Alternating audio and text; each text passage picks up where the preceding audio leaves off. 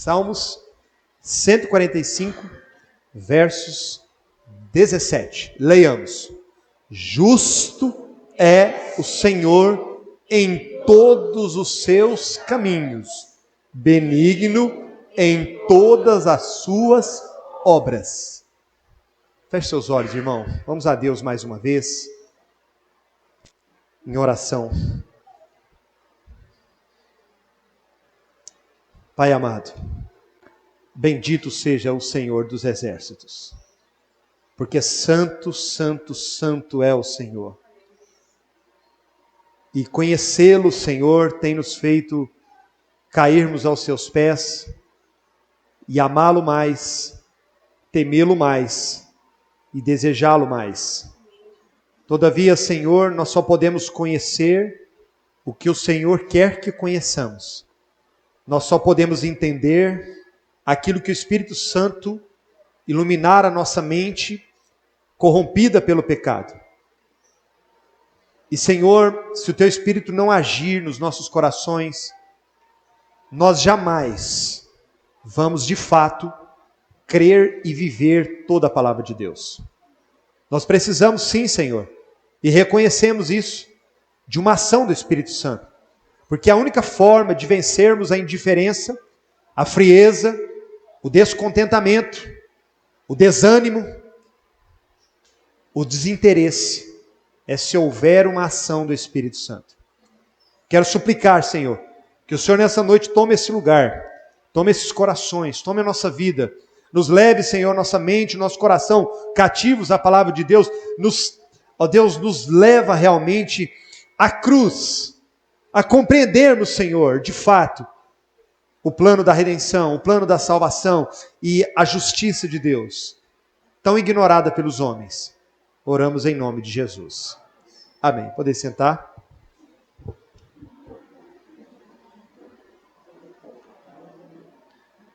Nos últimos domingos, irmãos, nós tivemos a doce alegria de ouvirmos sermões maravilhosos aqui sobre o amor de Deus, sobre a graça de Deus, sobre a misericórdia de Deus. Mais prazeroso ainda foi reunir nas quintas-feiras e falarmos um pouco mais destes atributos, dessas características de Deus.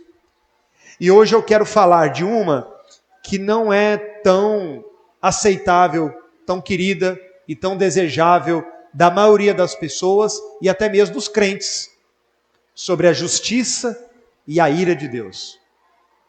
É muito importante nós entendermos que a divisão que nós fazemos sobre os atributos de Deus é para que nós possamos compreendê-lo um pouco melhor.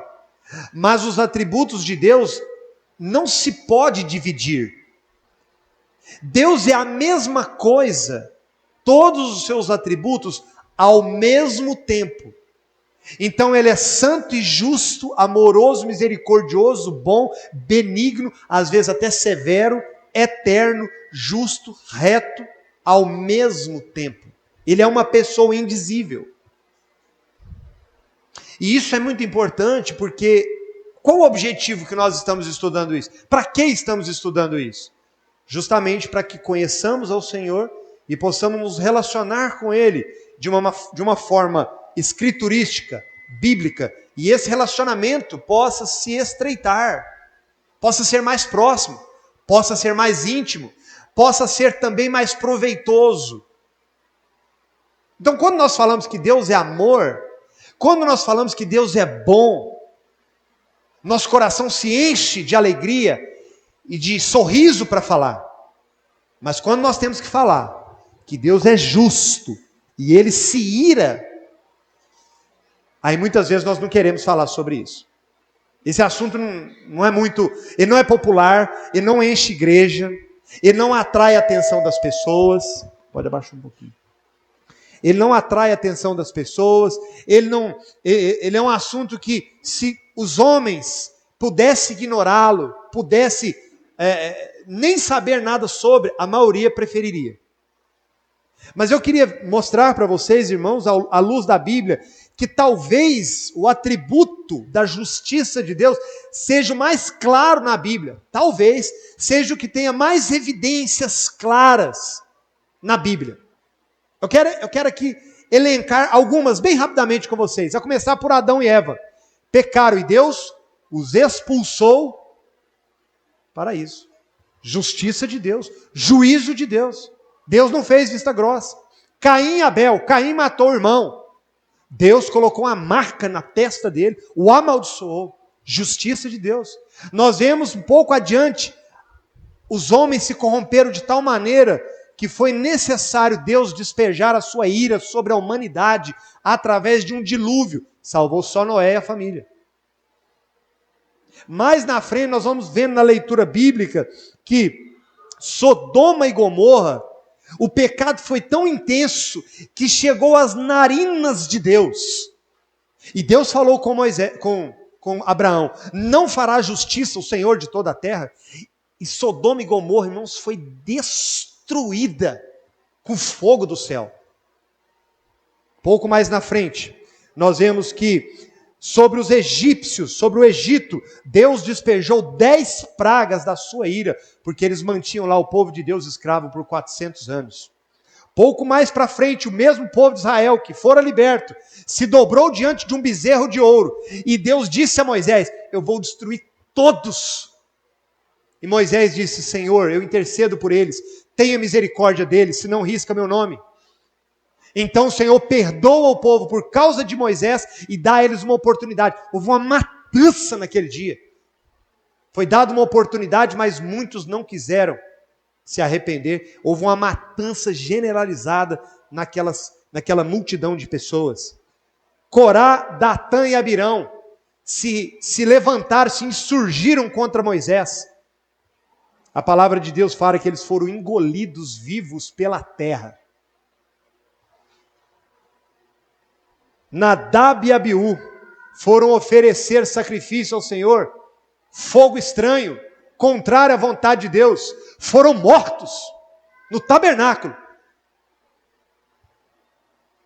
Acã era um guerreiro, o Senhor disse que não era para pegar nada de Jericó, ele pegou escondido, ninguém viu, mas Deus viu, foi destruído pela ira de Deus, fulminado, julgado por Deus. Israel, quando entrou na terra de Canaã, sem obedecer todas as leis de Deus, Deus mandou midianitas, Deus mandou amonitas, Deus mandou vários povos, os mantiveram escravos por muito tempo. Mais na frente, não acabou não, Israel se dividiu em 2 reinos, o reino norte, Deus, pela sua ira, pela sua justiça, enviou povos ali, a Síria, foi levado cativo o reino norte, nunca mais o reino norte voltou a ser nação. Foi riscado do mapa, Reino Norte. Reino Sul resistiu por um tempo, mas Deus mandou profetas e mais profetas, não se arrependeram. Nabucodonosor entrou, queimou tudo, levou cativo alguns. Ah, irmão Paulo, mas você tá falando isso aí é do Velho Testamento. Beleza, vamos lá para o Novo então.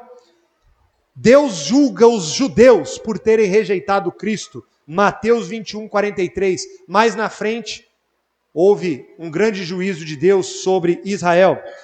Sobre Ananias e Safira, que mentiram para o Espírito Santo com relação à oferta, foram fulminados no templo, diante de todos, enterrados pelos jovens. Herodes olhou para todo o seu reino e se auto-vangloriou. Foi comido vivo por bichos. Novo Testamento. Elimás, o mágico, tentou atrapalhar Paulo. Paulo orou por ele, ele ficou cego imediatamente. Juízo de Deus. O Novo Testamento está encharcado, irmãos, de promessas de um juízo vindouro. O Novo Testamento chama a ira de Deus de o dia do juízo, o dia da ira, a ira vindoura. Nunca se falou tanto sobre ira, sobre condenação, sobre inferno, como Jesus Cristo, o Salvador. Por incrível que pareça, Jesus foi a pessoa na Bíblia que mais falou sobre o inferno e a ira de Deus. Observem comigo, Tiago capítulo 5, versos 9. Irmãos, não vos queixeis uns aos outros para não serdes julgados. Eis que o juiz está às portas. O juiz está às portas. 1 Pedro capítulo 4, verso 5 diz assim: os quais hão de prestar contas àquele que é competente para julgar vivos e mortos. 2 Timóteo capítulo 4, verso 8, acompanhe comigo, amados. Já agora a coroa da justiça me está guardada, isso disse o apóstolo Paulo, o qual o Senhor, reto juiz, me dará naquele dia, e não somente a mim, mas a todos quantos amam a sua vinda. Atos 10, 42. E nos mandou pregar ao povo e testificar que ele é quem foi constituído por Deus, juiz de vivos e de mortos. Romanos 2,16. No dia em que Deus, por meio de Cristo, julgar os segredos dos homens de conformidade com o Evangelho. João 5,22. Eu já vou explicar, irmãos. Fiquem comigo. E o Pai, Deus, a ninguém julga, mas ao Filho confiou todo o julgamento. Sabe o que é curioso? Que Deus enviou Cristo para salvar. Hoje Ele é o Salvador do mundo. Mas esse mesmo Salvador, Deus deu a Ele o poder. E é Ele que vai julgar a cada um. Jesus Cristo. Todos os homens, em todos os tempos, em todas as eras, em todos os povos, línguas e nações, terão que passar diante do Cordeiro de Deus. Todos terão que encará-lo face a face. A Bíblia promete isso, que nós todos, crentes e não crentes, salvos e não salvos, ovelhas e bodes, todos vão passar diante do Cordeiro de Deus. Uai, Paulinho, então tá fácil aí. Se é Jesus que vai me julgar, tá fácil. Ele é tão bondoso. João 5,27. E lhe deu autoridade, Deus deu autoridade para julgar, porque é o Filho do homem. Não vos maravilheis disso, porque vem a hora em que todos os que se acham nos túmulos ouvirão a sua voz e sairão. E os que tiverem feito bem, para a ressurreição da vida. E os que tiverem praticado mal, para a ressurreição do juízo. Eu nada posso fazer de mim mesmo. Na forma porque eu ouço, julgo. O meu juízo é justo, porque não procuro a minha própria vontade, e sim a daquele que me enviou.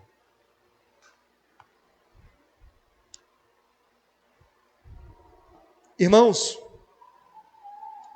o Salvador de hoje também é o juiz que julgará todos num futuro muito próximo. Jesus, irmãos, nós pregamos isso aqui muitas vezes. Ele é Deus. Ele é a mesma essência de Deus. Ele é o mesmo, ele é a mesma substância, ele tem o mesmo caráter, ele tem os mesmos atributos, ele tem o mesmo poder do que Deus. E Deus o Pai outorgou a Cristo o poder de salvar os homens pelo seu sangue e também de no dia do Senhor julgar a cada um. De modo que quem vai entrar no céu vai entrar porque Cristo dará a sentença. Sobe. E quem for para o inferno irá, porque o mesmo Cristo dará a sentença. Inferno.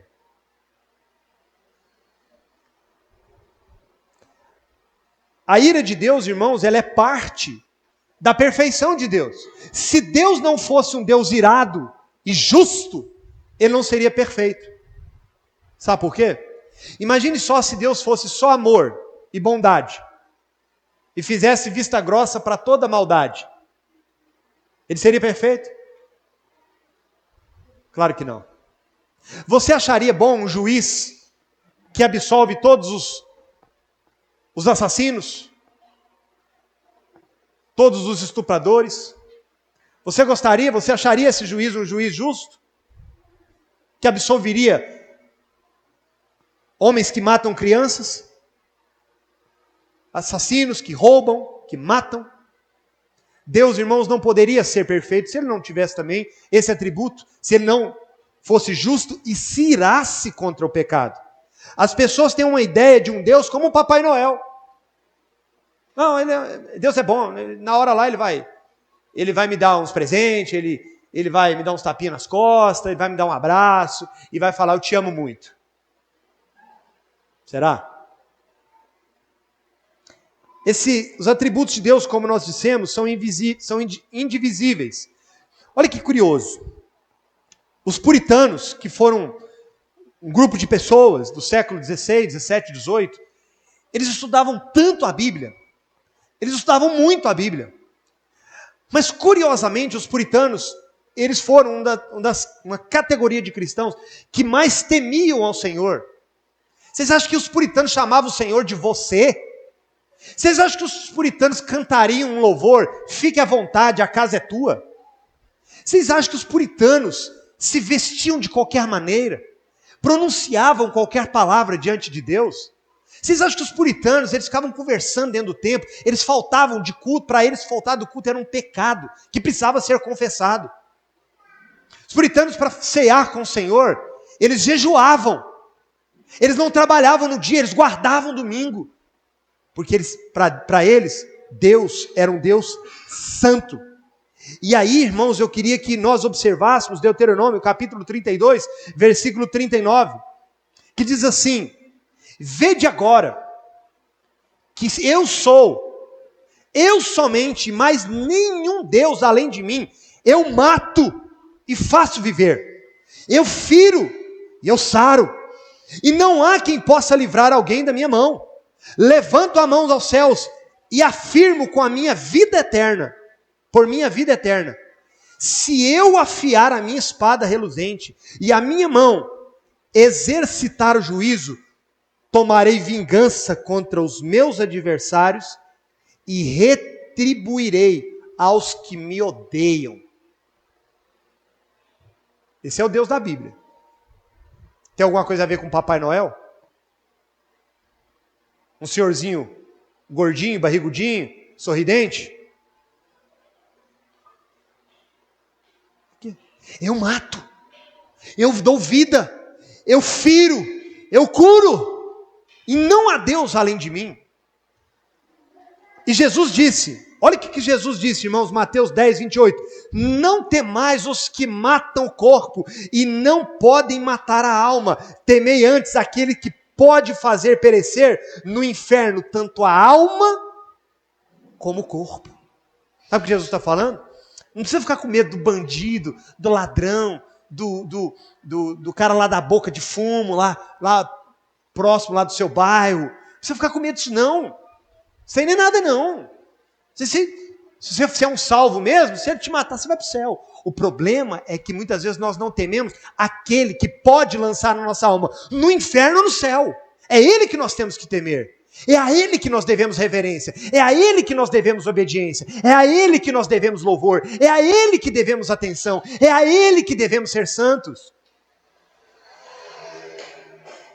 A ira justa de Deus está intimamente, irmão, presta atenção nisso, intimamente ligada à sua santidade.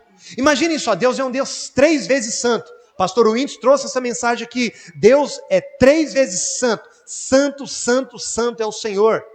Se Deus é santo, puro, se não há nele pecado, se Deus odeia o pecado, se não há nele nenhuma injustiça, é óbvio que ele também deve ser justo. E na verdade, nós podíamos dizer que o atributo da justiça é uma extensão da santidade. É uma extensão da santidade. Vejam comigo, Êxodo 34, observe esse texto, interessante. Tendo o Senhor descido na nuvem, ali esteve junto dele e proclamou o nome do Senhor. E passando o Senhor por diante dele, clamou, Senhor, Senhor, Deus compassivo, clemente e longânimo, e grande em misericórdia e fidelidade, que guarda a misericórdia em 1000 gerações, que perdoa a iniquidade, a transgressão e o pecado, ainda que não inocenta o culpado, e visita a iniquidade dos pais nos filhos, dos filhos aos pais, até a 3ª geração. Irmão, nós temos um problema grave aqui para resolver. Prestem atenção. Se Deus é um Deus com todas essas características, mas não inocenta o culpado, e Ele é um Deus santo, e Ele tem repúdio do pecado, então nós estamos com um problema. E não é pequeno não, é grande, é bem grande. Porque todos nós somos pecadores. Eu sou, e todos que aqui estão, e todos os homens que pisaram sobre a terra, exceto Cristo, são pecadores. Somos filhos de pecado, nascidos em pecado. Então nós estamos com um problema grave. O nosso Deus é um Deus santo, e não aceita o pecado, e se ira contra o pecado, e não inocenta o culpado. Veja Naum capítulo 1. Fiquem comigo, queridos irmãos. O Senhor é Deus zeloso e vingador. O Senhor é vingador e cheio de ira. O Senhor toma vingança contra os seus adversários e reserva indignação para os seus inimigos. O Senhor é tardio em irar-se, mas grande em poder, e jamais inocenta o culpado. O Senhor tem o seu caminho na tormenta e na tempestade, e as nuvens são o pó dos seus pés. O Senhor jamais inocenta aquele que é culpado.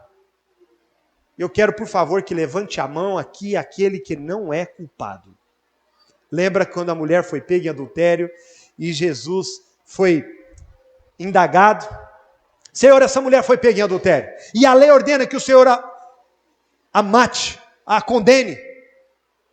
E Jesus diz, quem não tem pecado, atire a primeira pedra. Ninguém teve coragem. Por quê? Porque todos eram culpados, pecadores, falhos. Esse é o grande problema da Bíblia. Esse é o grande problema da Escritura. Se Deus, irmão, somente nos perdoasse, Ele não seria um Deus justo. Olha que detalhe interessante em Isaías capítulo 6. Então, Isaías 6,5. Então disse eu, ai de mim, Isaías disse, estou perdido, porque sou homem de lábios impuros, habito no meio de um povo de impuros lábios, e os meus olhos viram o Rei, o Senhor dos exércitos.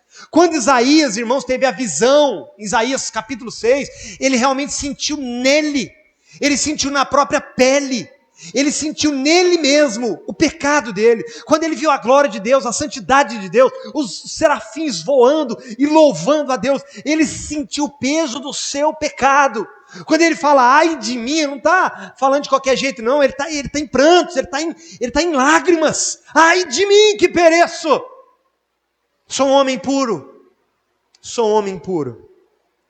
Esses somos nós, irmãos. O mau cheiro do pecado sobe a Deus e acende a sua ira. Olha esse texto, irmãos. Salmo 7. Presta atenção. Deus é justo juiz. Deus que sente indignação todo dia. Em outras versões, Deus se ira todo dia. Vocês não estão entendendo o que é isso? Quer dizer que 366 vezes por ano, Deus se ira ao ver o pecado na humanidade, a injustiça entre os homens, a maldade entre os homens, a proliferação do mal. Se o homem não se converter, versos 12, se o homem não se converter, presta atenção, você que está aqui nessa noite, jovens, crianças, adolescentes, ouçam, se o homem não se converter, o que vai acontecer? Afiará Deus a sua espada, já armou seu arco, tem-no pronto. Para ele preparou já instrumentos de morte, preparou suas setas inflamadas. Esse é o Deus da Bíblia, irmãos. Romanos 11, 22 fala assim, considerai Considere, igreja, a bondade e a severidade de Deus. Para com os que caíram, severidade, mas para contigo, bondade de Deus. Se nela permaneceres de outra sorte, também tu serás cortado. Sabe qual que é o nosso problema, irmãos? Olha para mim. Nós estamos considerando só a bondade. Nosso problema como cristãos é esse. Nós estamos considerando só a bondade. Nós não estamos considerando a severidade. Nós não estamos considerando, não estamos dando devido cuidado. O texto que o pastor Whindersson leu aqui no início, eu garanto que metade dessa congregação sequer prestou atenção. O texto diz: como escaparemos nós, se não atentarmos para tão grande salvação? Não há escape. A ira de Deus não apenas se revelará no futuro, olha que aspecto interessante, ela já se revela. Veja comigo Romanos capítulo 1. A ira de Deus se revela do céu contra toda impiedade e perversão dos homens que detêm a verdade pela injustiça. Queridos, nós nunca vemos tanta injustiça como nos dias de hoje. Eu quero aqui trazer uma palavra, pelo menos de consolo até aqui. Toda injustiça que você vê, toda, cometida pelos políticos, pelos homens, pelos juízes, pelos pais, por qualquer pessoa, vai ter a sua retribuição, não vai passar. Deus não tem o inocente, o culpado por inocente. Pode ficar tranquilo. E isso serve para todos os homens. Eu queria que vocês prestassem atenção comigo no Salmos 90. Como que a ira de Deus já se revela? Ela já se manifesta. Presta atenção comigo no Salmo 90. Senhor, Tu tens sido nosso refúgio de geração em geração. Antes que os montes nascessem e se formassem, a terra e o mundo, de eternidade a eternidade, Tu és Deus. Tu reduzes o homem ao pó e dizes: tornai filhos dos homens. Pois 1000 anos aos Teus olhos são como o dia de ontem, que se foi, e como a vigília da noite. Tu os amarras na torrente, são como um sono, como a relva que floresce de madrugada viceja e floresce, à tarde murcha e perece, pois somos consumidos pela Tua ira e pelo Teu furor conturbados. Irmãos, os irmãos acham que morrer é normal?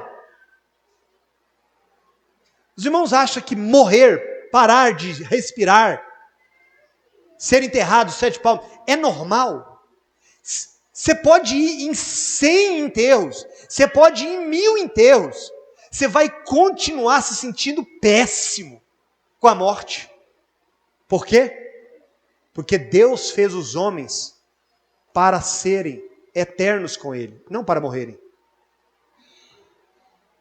A morte é um juízo da ira de Deus. Nós morremos por causa da ira de Deus. Quando Adão pecou, um dos juízos era esse: você vai morrer. A morte não é uma coisa à toa, coisa qualquer. É a manifestação da ira de Deus sobre todos. Não vou ler o resto, depois os irmãos leem o Salmo 90. Agora, qual a importância dessa verdade? Por que é tão importante isso que eu estou dizendo, talvez com um certo peso? Por 2 motivos. Precisamos, irmãos, conhecer Deus para termos consciência o quanto o pecado é odioso, hediondo, sujo, nojento. O pecado, irmãos, é a pior miséria do homem.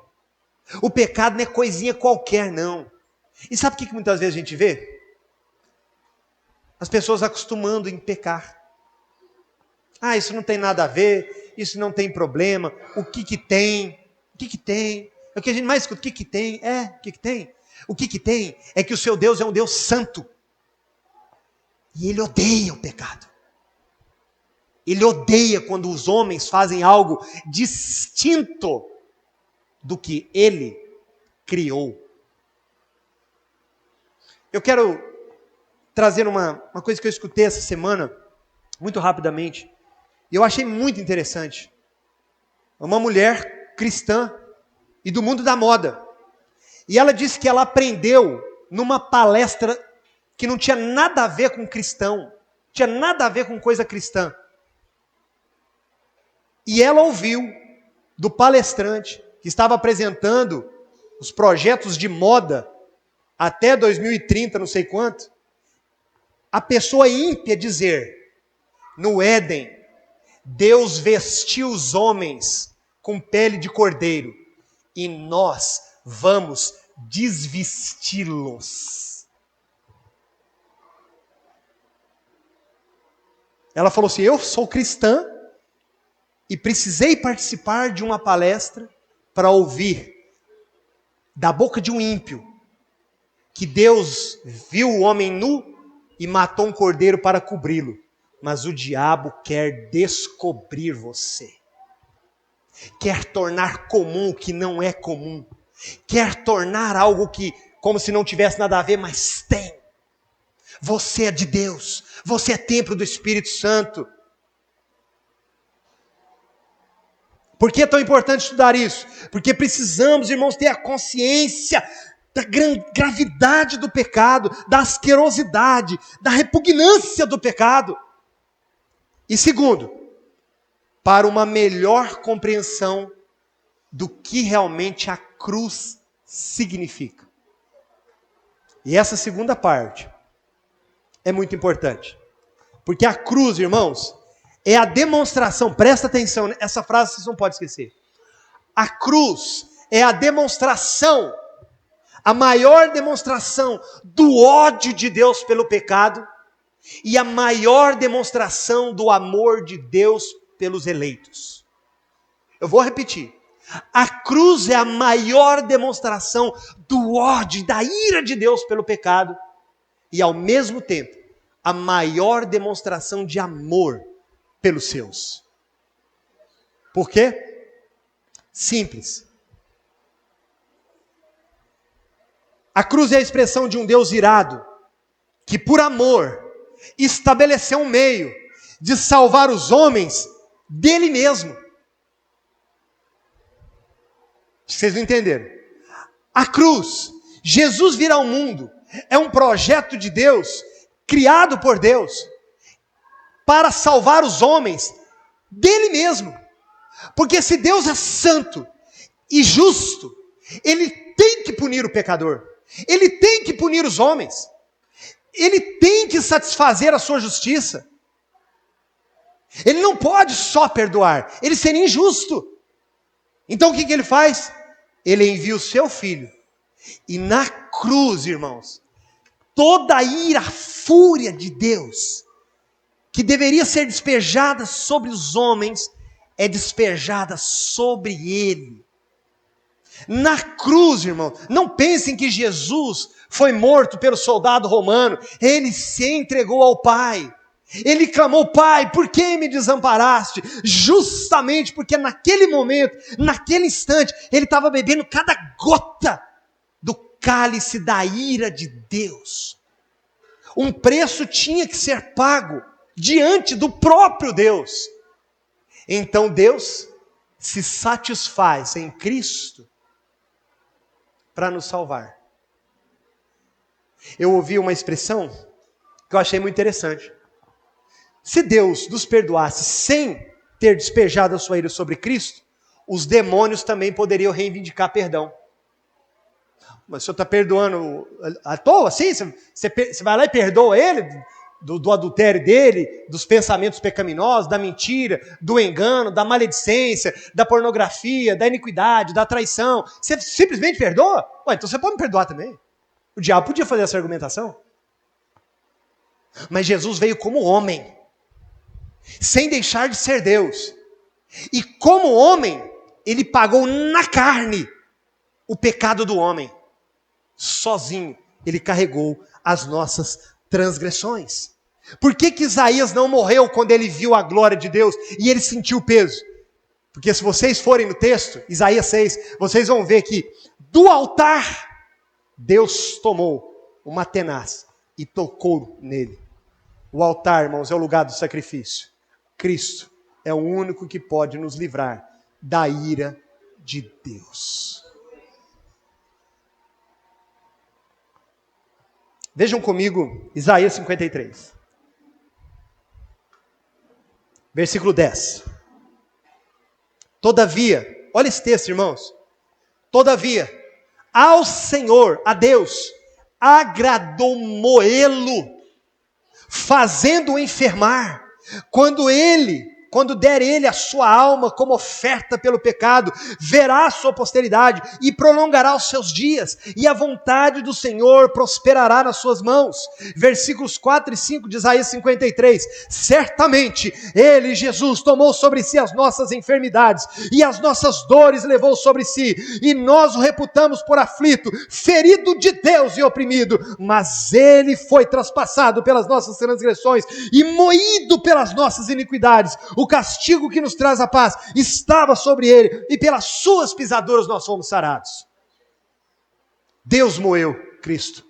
A ira de Deus, como um meteoro, como algo totalmente impossível de nós superarmos. Cristo sozinho.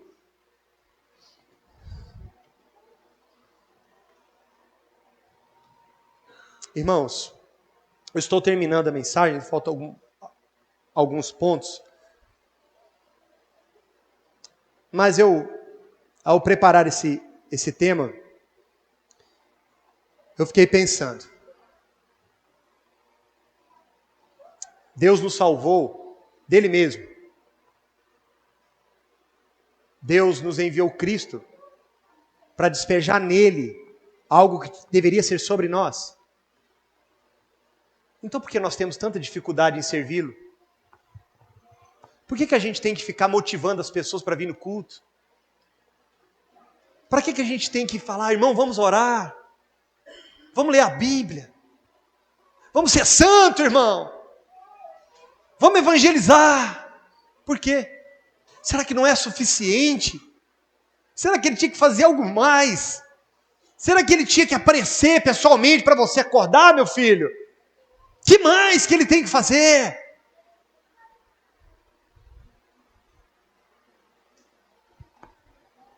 Cristo ali na cruz se tornou objeto da ira de Deus no nosso lugar, bebeu cada gota do cálice de Deus. Observem comigo Romanos capítulo 3, versos 21.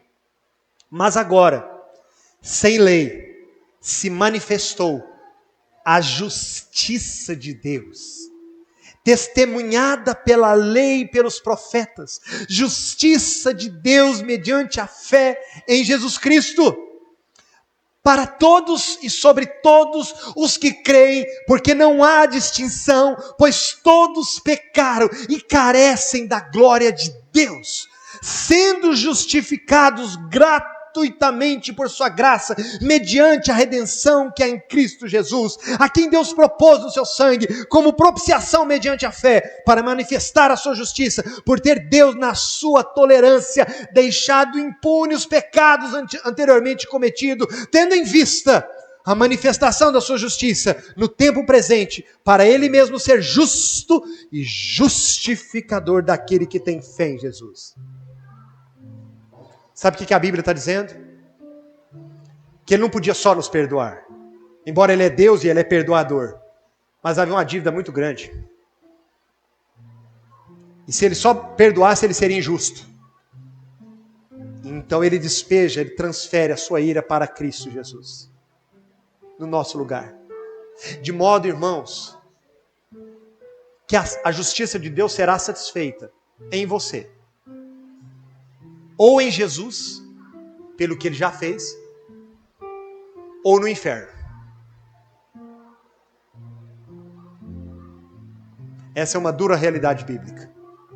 Ou a justiça de Deus será satisfeita em você, pela fé em Cristo, que já pagou o preço, ou no inferno.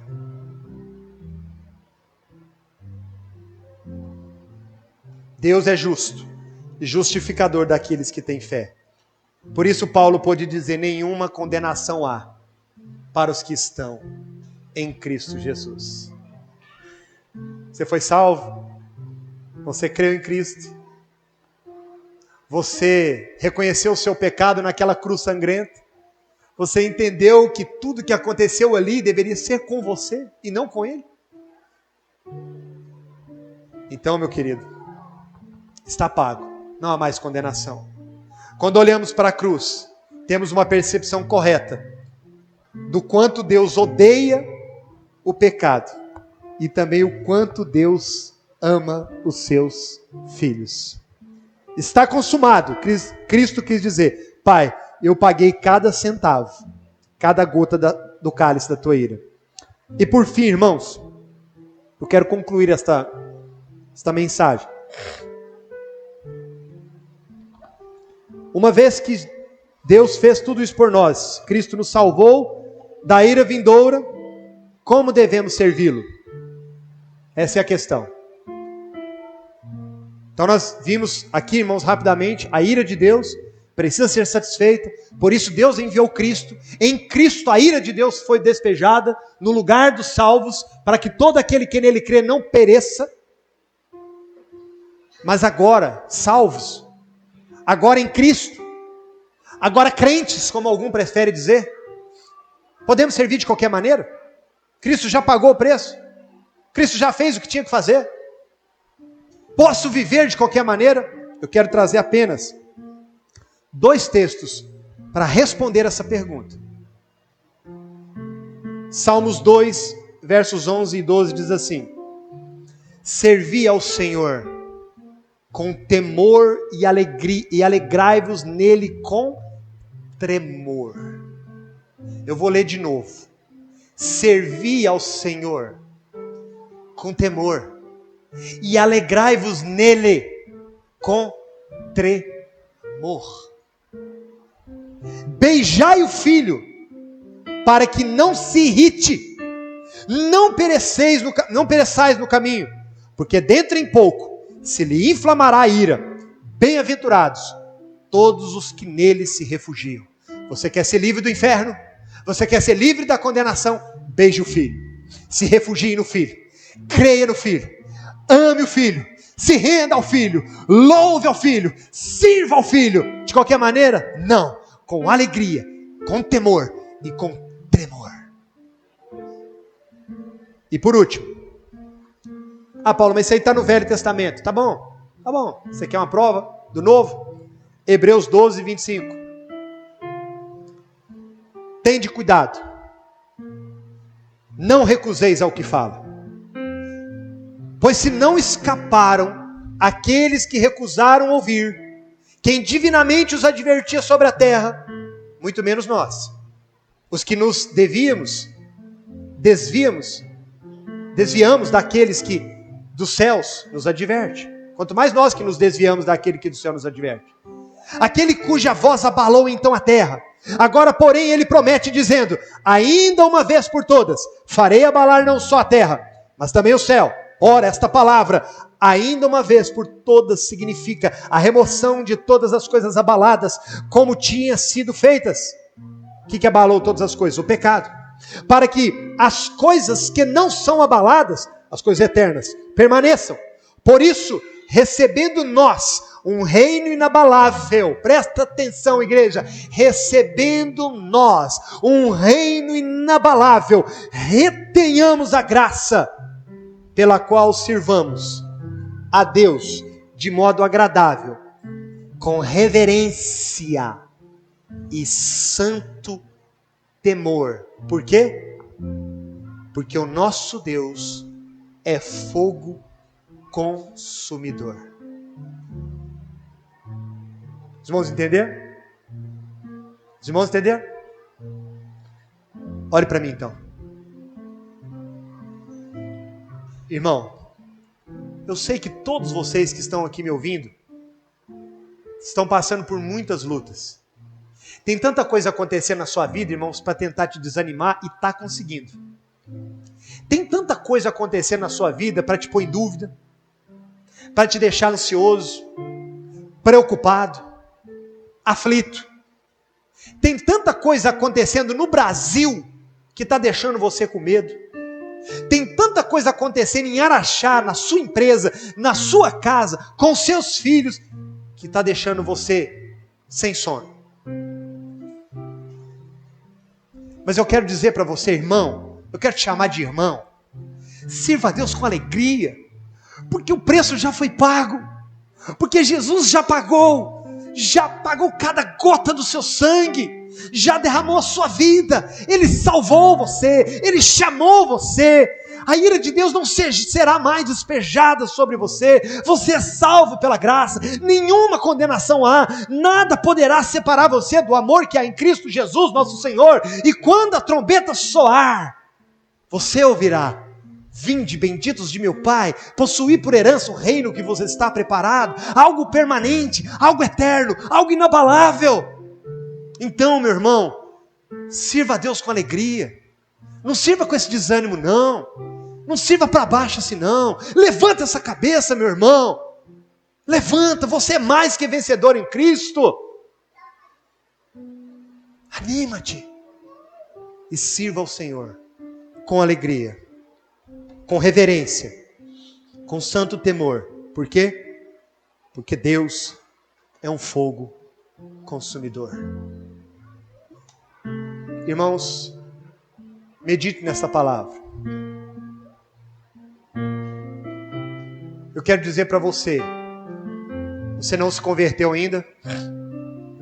Você não teve uma experiência de conversão? Se você morrer hoje, você vai para o céu? Não? Crê em Jesus Cristo hoje. Ele é o único caminho que pode te livrar da ira de Deus. A ira de Deus já está sendo manifesta, mas será muito mais. E os homens, segundo a palavra de Deus em Apocalipse, tremerão diante do Cordeiro. E sabe o que será mais terrível no inferno, irmãos? Sabe o que será mais terrível? Não é o fogo que não se apagará. Não é o bicho que não dorme, como disse Jesus. É porque no inferno, o Cordeiro estará lá. A ira do Cordeiro estará lá. E todos o verão e saberão que lá estão, porque o rejeitaram. Hoje Ele é o Salvador. Amanhã Ele será o justo juiz. Renda-se hoje. Entregue-se hoje. Creia hoje em Cristo Jesus.